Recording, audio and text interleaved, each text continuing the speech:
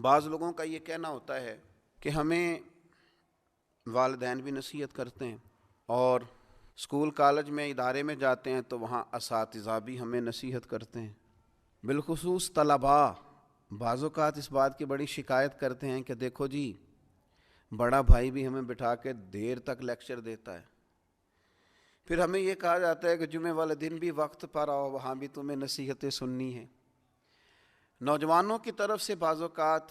یہ بات سننے کو ملتی ہے کہ آخر ہم کتنی کو نصیحت سنیں، ہر آدمی ہمیں سمجھا رہا ہے، ہر آدمی ہمیں لیکچر دے رہا ہے، ہر آدمی ہمیں اپنے تجربات سے آگاہ کر رہا ہے، تو آخر ہم کتنا کو اس لیکچر کو سنیں، یہ بعض اوقات وسوسہ آتا ہے۔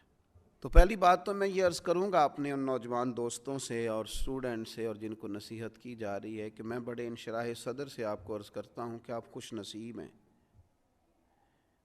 کہ آپ کو بہت سارے سمجھانے والے ملے ہوئے ہیں۔ کم نصیب ہوتا ہے وہ شخص جسے کوئی سمجھانے والا نہیں ہوتا۔ اور پھر کبھی آپ نے دیکھا ہے زمین کو اس میں ہل چلایا جاتا ہے، بیج بو دیا جاتا ہے، فصل اگاتی ہے،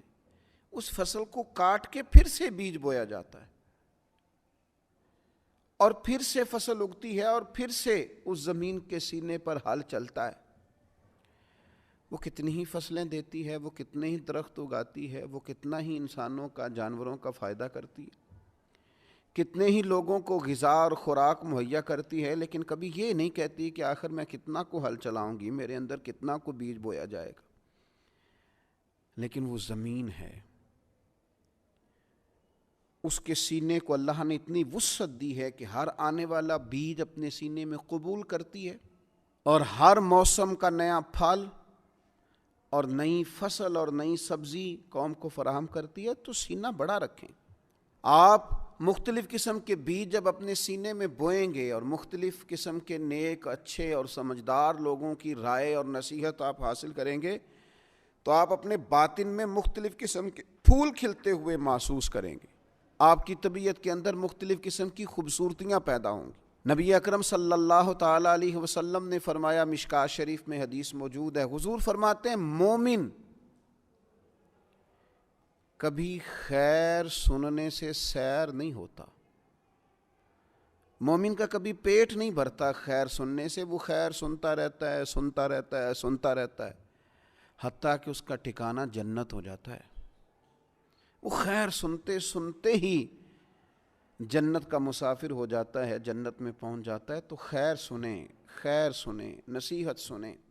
اللہ تعالیٰ نے زبان ایک دی ہے اور کان دو دیے ہیں، معنی یہ ہے کہ سنگل بولا جائے اور ڈبل سنا جائے۔ اچھے لوگوں کی باتیں سنیں، اور میں کہوں گا کہ دوڑ کے سنیں اور جلدی سے سنیں۔ صحیح العقیدہ اور خیر کہنے والے لوگوں کی باتوں پر توجہ سے کان دھریں اور جلدی سے اپنے حصے کی